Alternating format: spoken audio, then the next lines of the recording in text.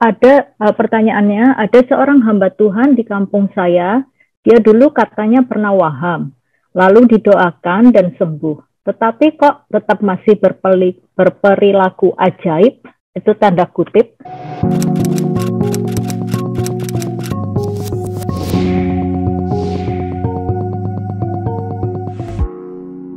Oke, silakan lanjutkan, Cik. Selanjutnya, pertanyaannya, ada seorang hamba Tuhan di kampung saya, dia dulu katanya pernah waham, lalu didoakan dan sembuh. Tetapi kok tetap masih berperilaku ajaib, itu tanda kutip.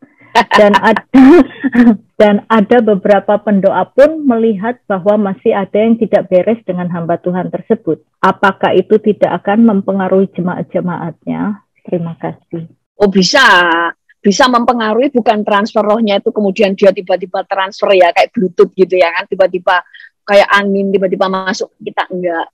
Terus transfer jadi waham semua, ya enggak. Tetapi kalau orang itu kena waham, ajaran-ajarannya kan jadi aneh-aneh juga. Itu yang mempengaruhi. Apalagi kalau orang-orang yang diajar nggak pernah baca Alkitab, nggak punya hubungan pribadi dengan Tuhan, ho-oh aja yang dijelasin semuanya terima. Ya bisa sesat lah. Karena waham itu adalah sakit jiwa, tapi nggak kentara. Tapi ya gila. Nah, kenapa ada orang yang waham ditengking? Makanya saya dulu sampaikan di sini. Ada yang nggak bisa cuma ditengking. Ditengking itu rohnya. Maksud saya yang ditengking itu roh jahatnya. Tapi jiwanya juga harus dipulihkan. Jiwanya harus dibereskan. Dia harus diterapi. Dia harus dikonseling. Kemudian harus diajar. Perlu pengetahuan. Nah, saya juga pernah jelaskan begini. Ada orang yang dikasih mental block sama roh jahat, membutakan dia.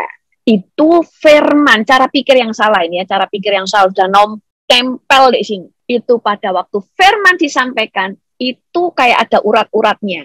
Ajaran yang salah itu kayak ada urat-uratnya nempel di otak. Itu diputusin semua, putusin. Setelah putus, contoh, waktu kemelek saudara kekhawatiran, saudara penuh ketakutan masa depan, waktu di gereja dikasih khotbah membangkitkan semangat, wah langsung imannya tumbuh, betul? Sampai di rumah melempem lagi. Kenapa? Karena waktu di gereja firman itu seperti pedang, mutus. Semua pengajaran-pengajaran, pengertian yang salah semua diputus. Tapi selama firman tidak menjadi rema, maka pikiran yang kemarin ya balik lagi. Makanya firman Tuhan saya sering ajarkan, pikiran kita harus dibaharui. Namanya dibaharui, pikiran yang tadi salah, pengajaran salah diganti dengan pengajaran yang baru. Pikiran yang salah diganti pikiran baru. Gimana cara ngubah dengan pikiran yang baru? Dengan pengajaran. Makanya orang yang dulu tadinya kena waham, misalnya orang itu sukanya mikir yang negatif, ketakutan terus. Selain ditengking, kemudian diajar untuk percaya, mikir hal yang positif, memikirkan firman, memegang janji Tuhan, percaya tidak ada yang mustahil bagi Tuhan. Kalau memang takut masa depan, takut nih, saya nanti nggak punya duit pada waktu pensiun, ya sekarang diajarin gimana caranya mempersiapkan pensiun. Saya takut anakku nakal, oke diajarin caranya gimana supaya nanti anaknya nggak nakal. Diajarin, itu yang membuat akhirnya menjadi rema. Makanya orang itu waham setelah didoakan waham lagi, ya jelas karena nggak dibaharui pikirannya. Banyak orang itu menyelesaikan segala sesuatu cuma dengan doa, padahal enggak saudara.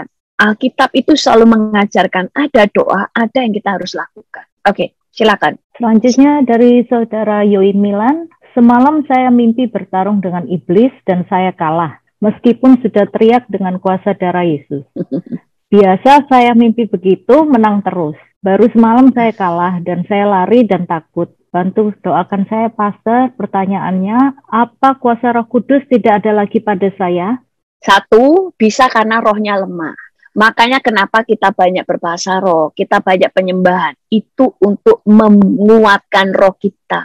Makanya waktu perang bisa menang. Kedua, kita harus hidup di dalam kebenaran. Makanya kalau ada yang salah seperti itu, apa yang tidak beres? Minta pengampunan dosa. Karena kalau kita sudah diampuni, posisi kita benar, pasti kita menang. Intinya waktu menyerang iblis, posisi kita harus ada di dalam posisi benar.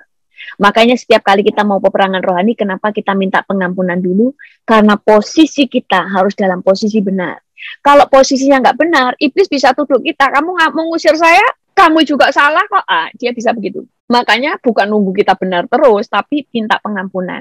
Ketiga, tadi kan kalau mungkin roh kita lemah, ketiga kita harus beres. Ketiga, ada hal-hal yang mungkin di rumah kita itu menyimpan benda-benda yang tidak berkenan. Benda-benda itu bisa jimat, bisa sesuatu lambang-lambang setan, sehingga kita ngusir setan nggak bisa. Karena rumah kita sudah kita kasih untuk pijakan iblis. Karena dulu ada seorang hamba Tuhan, ini ada hamba Tuhan ya, siapa sih namanya, saya lupa ya, Brown siapa ya, itu orang itu urapannya itu di pelepasan. Ngusir roh jahat, selalu minggat roh jahatnya. Tapi suatu saat waktu dia pergi ke Hawaii, dia ngusir setan, itu waktu dia tidur, itu kayak ditindih sama setan. Setan itu berhadapan muka dengan dia. Dia usir, tidak bisa, sampai dia bingung, ketakutan dia. Loh, kok nama Yesus sekarang nggak berkuasa? Sampai dia berdoa kepada Tuhan, karena dia nginep di hotel, dan roh jahat itu masuk ke dia. Ternyata Tuhan merindukan dia kepada Tuhan, kasih dia, karena dia buka celah. Buka celahnya apa? Dia waktu datang ke Hawaii, kan langsung dikasih kalung kembang. Lalu Tuhan kasih dia hikmat, cari tahu sejarahnya. Waktu dia buka, itu ternyata kembang yang dikalungkan, itu lambang properti dari setan. Bahwa orang yang itu kayak diikat dengan roh-roh jahat yang menguasai daerah itu. Makanya begitu dia dikalungi itu, kan kalungnya sudah nggak dipakai, tapi kan dia terima. Dia tidak punya kuasa ngusir roh jahat yang ada di sana. Karena dia sudah diikat duluan, dia berarti tunduk, takluk kepada penguasa yang ada di Hawaii. Sehingga waktu roh jahat itu nyerang dia, karena roh jahat tahu orang ini kan yang suka ngusir setan. Sehingga waktu ngusir setan nggak bisa. Dia minta ampun sama Tuhan, minta ditahirkan, lalu kembang yang buat kalungi dia bakar kalau nggak salah. Nah ini salah orang Kristen.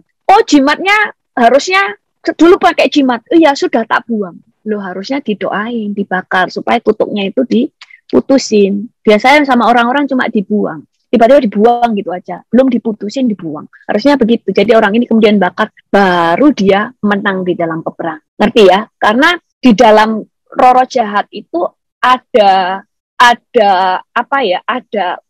hukumnya. Ada hukum di dalam peperangan. Nah itu. Oke silakan Cik. Dari Saudara Milka, Ibu tadi katakan suka gosip itu sudah menyatu di mental. Kalau ada yang menipu dalam bisnis dari Jakarta sampai di PO, daftar pencari orang, dan di Bali ternyata juga menipu banyak orang. Apakah ini sudah menjadi mental atau karakternya? Bagaimana menghadapi orang yang bermental menipu? Ya, jadi kalau orang itu sudah dilayani pelepasan. Kalau orang benar loh ya, kalau orang-orang yang tidak percaya Yesus ya sudah pasti dia dikuasai kuasa gelap. Tapi kalau sudah Kristen, nipu terus, sudah dilayani pelepasan, sudah dikotbahin, itu bukan roh jahat lagi.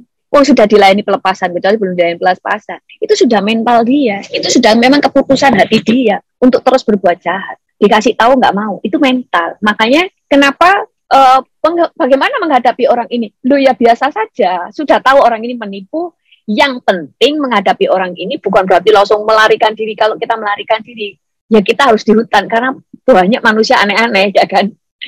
Saya pun juga ada keanehannya. Maksudnya gini, saya sebaik-baiknya apapun pada waktu saudara bergaul dengan saya lama juga pasti akan ketemu hal-hal yang nggak cocok, itu pasti. Nah, menghadapi orang itu bagaimana? Kita itu harus bisa bermain cantik. Kita sudah bermain cantik. Kita sudah tahu nih, orang ini suka menipu. Maka kita harus tahu, orang ini kalau merayu apapun, saya akan menolaknya. Tapi kalau dia sekali ngomong, itu langsung hindari, di stop. Karena orang begini, pinter ngomong, pada akhirnya bisa ketipu lagi. Karena, makanya ada banyak kan dulu, orang pacarnya itu begini, jahat. Habis itu nangis-nangis, udahlah, aduh, aku tuh minta maaf, aku tahu tadi salah, aku tidak akan berbuat lagi.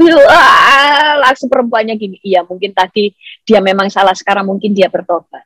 Berkali-kali bisa hancur lagi karena begitu ngedengerin, pertama gak percaya, tapi dia ngomong terus, akhirnya percaya, kena asap tadi itu, membutakan, akhirnya percaya lagi. Nah, demikian juga dengan para penipu. Kalau dia sudah tahu penipu, ada juga orang penggosip, suka fitnah orang. Tapi banyak orang, kalau dengerin dia, ya tetap percaya. Kenapa? Didengerin terus. Lama-lama percaya. Karena mereka ini ahli. Sudah mental, memang nggak mau bertobat. Nah, roh jahat bekerja lewat dia. Untuk menghancurkan banyak orang. Menghadapinya, ya jangan terlalu banyak dekat-dekat gitu.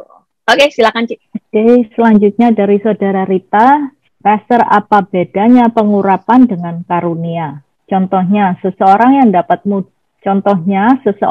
dapat dengan mudah mengusir roh-roh jahat, ada juga sudah mengusir roh-roh jahat itu tidak semudah orang yang pertama. Urapan itu Urapan itu kan power. Kalau karunia itu kemampuan. Kemampuan itu gini. Dia diberi Tuhan gift atau karunia, kayak talenta aja ya, bicara talenta dulu. Saya diberi talenta bisa main keyboard, saya diberi talenta bisa nyanyi, bisa ngelukis, ya kan, pinter kan. Tapi urapan membuat apa yang saya kerjakan menyentuh banyak orang. Saya punya karunia berkhotbah. Tapi urapan membuat khotbah saya menjamah dan mengubah banyak orang. Bisa dua orang punya karunia khotbah, khotbahnya sama-sama bagus, tapi yang penuh urapan akan mengubah orang.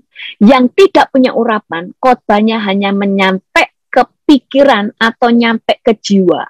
Ini bagus ya, benar juga ya. Makanya ada banyak orang keluar dari sekolah Alkitab jadi ahli teologi ya. Cuma ahli debat, ahli ngomong, tapi tidak mengubah orang. Karena tidak ada urapannya, cuma penuh pengetahuan. Jadi bedanya karunia punya karunia Roh Kudus, punya karunia Roh Kudus, punya membedakan roh dan sebagainya. Tapi urapan selalu bicara memampukan itu untuk bekerja menjamah banyak orang. Dan membuat karunia itu semakin lebih besar dan lebih besar. Itu adalah urapan.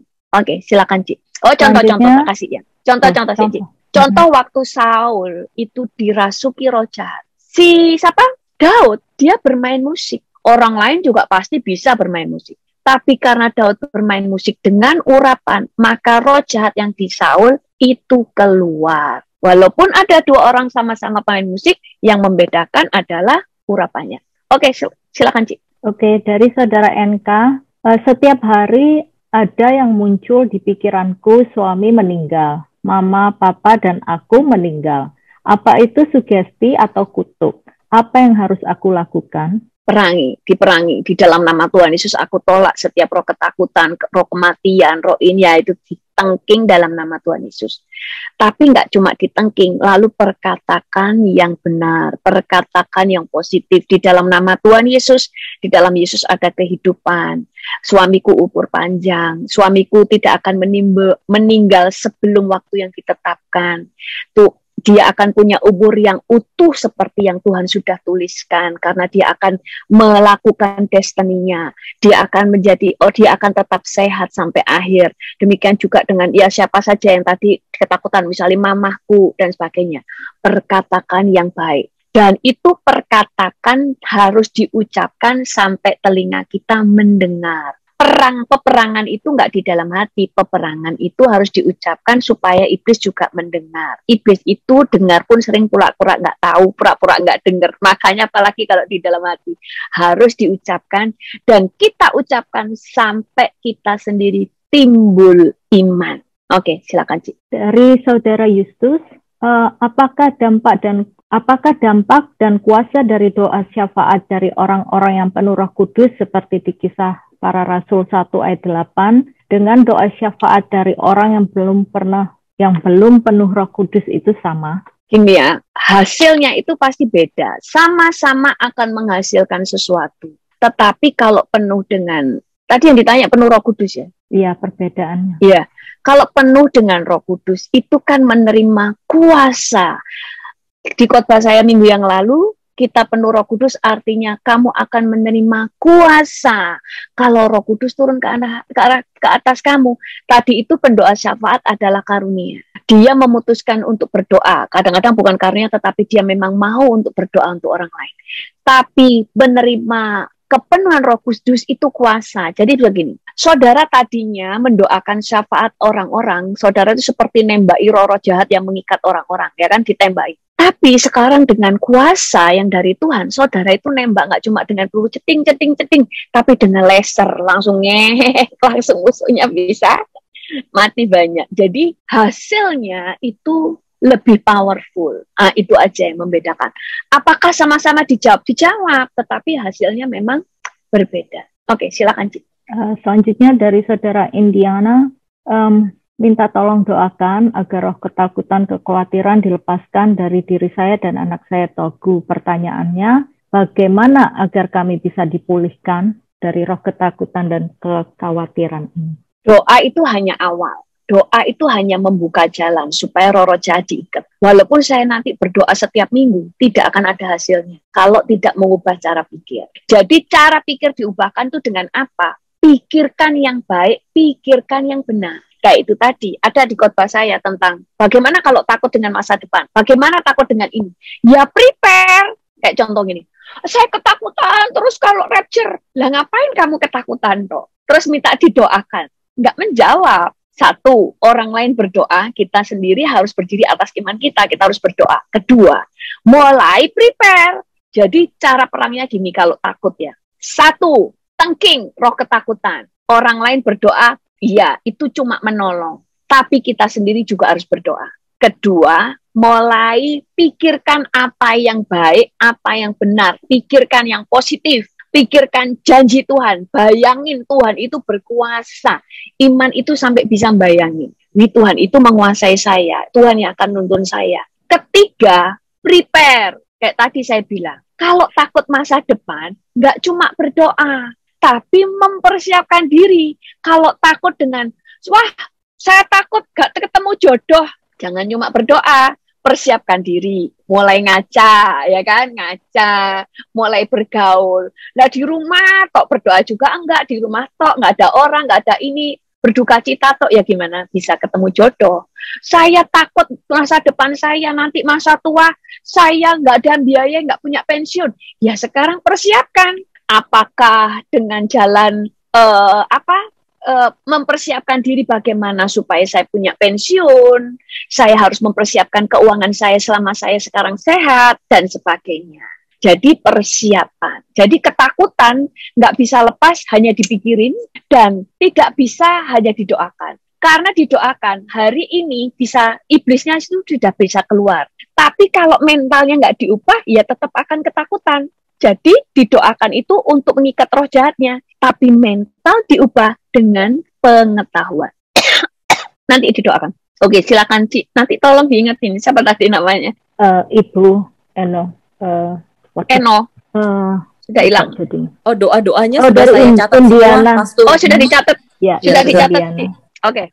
Dari Ibu Rahmat, bagaimana cara memakai perlengkapan senjata rohani seperti di Efesus 6 ayat 10? Tinggal diucapin di dalam doa, di dalam nama Tuhan Yesus, aku memakai ketopong keselamatan, aku memakai baju jirah keadilan. Tapi jangan cuma ini, aku memakai baju jirah keadilan, aku memakai ini, jangan begitu ya. Itu sungguh-sungguh kayak orang memakai di dalam nama Tuhan Yesus, aku memakai ketopong keselamatan, aku pakai baju jirah keadilan, aku pakai ikat pinggang kebenaran, aku memakai kasut kerelaan memberitakan Injil, aku memakai perisai iman dan pedang roh di dalam nama Tuhan Yesus. Nah, seperti itu cara memakainya.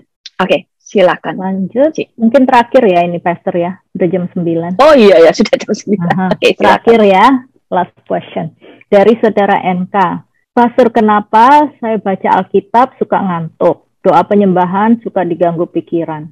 Kalau baca Alkitab, kalau suka terganggu dan ngantuk, jangan di dalam hati. Perkatakan, baca, diucapkan, supaya kita mendengar. Doa juga begitu. Setiap orang itu masing-masing itu berbeda. Ada yang berdoa lebih kusuk kalau diem. Tapi kalau kita berdoa, kemudian pikiran terganggu, jangan diam, doanya diucapkan. Di dalam nama Tuhan Yesus, aku ini kalau bila perlu, ya dengan sambil jalan. Gitu ya. Gak apa-apa sambil jalan. Ya jangan jalan-jalan di mall, ya kan nanti nggak jadi berdoa. Di rumah itu jalan. Dalam nama Tuhan Yesus, Tuhan aku memberkati keluargaku. Tuhan Yesus, aku terima kasih Tuhan untuk masa depanku. Aku nggak takut karena Engkau memegang masa depanku. Terima kasih untuk usahaku yang Engkau buka jalan. Engkau akan memberkatinya. Aku percaya usahaku berhasil karena Engkau berjanji bahwa apa saja yang aku buat berhasil dan sebagainya. Nah itu. Jadi ada orang-orang yang memang kalau berdoa di kasur, apalagi pakai selimut, apalagi dalam keadaan tengkurap, ya kan, berdoa langsung cegluk gitu. Jadi ya harus berdiri, ya kan gitu. Jadi kita harus tahu kondisi kita. Berdoa nggak harus merem. Kalau merem bisa bikin ketiduran, nggak usah merem. Tapi kalau mata kita jelalatan bikin malah pikiran kemana-mana, kayak ponakan saya kalau berdoa yang kecil. Kalau berdoa sukanya itu ngelirik sana ngelirik sini. Jadi kalau berdoa, Yesus berkati mama, Yesus berkati Cece, Yesus berkati Koko, Yesus berkati nenek, berkati kakek. Terus lihat fotonya siapa, berkati tante, lihat bola, berkati boneka, berkati. Sampai mamanya, wes ini doanya gak selesai-selesai. Semua yang dilihat diberkati gitu ya kan. Karena jelalatan. Jadi kalau dia berdoa disuruh merem. Kalau merem akhirnya cuma yang dia pikirkan yang harus didoain. Nah itu ya, jadi itu saja pertanyaannya masih banyak ya. Oh banyak Pastor, tapi udah saya save. Luar biasa hari ini. Tapi ke save kok. Nanti saya akan coba. Kadang-kadang belum sempat baca, nanti saya baca. Kadang-kadang ada pertanyaan mirip-mirip sih. Kalau yang nggak sama bisa saya bahas di waktu pengajaran. Dan luar biasa hari ini banyak yang sudah bisa masuk. Tadi mantap, berarti nggak error. Kapan hari error banyak yang nggak bisa masuk. Tapi hari ini akhirnya karena berusaha keras akhirnya bisa masuk. Itu dahsyat saudara-saudara yang tadi nggak bisa masuk tapi berusaha keras terus, itu dihargai oleh Tuhan dan kami juga menghargai saudara perjuangannya. Luar biasa. Oke, kita akan berdoa. Yang tadi minta didoakan siapa tadi namanya Bu? Cik siapa? Ada ini banyak pastor yang minta didoakan. Sudah saya catat semua. Banyak. Oke, kita saya berdoanya umum ya, semuanya saya bawa doa. Karena di hari Rebu kita selalu doain satu persatu. Kenapa, Ci? Iya, ada yang untuk umum ini dari Saudara Yosua minta supaya Pastor doain semua yang ikut Bible Study ini supaya awan gelap tipis dan awan gelap berkabut semua dikeluarkan dari hidup kita. Yes. Oke, mari kita berdoa.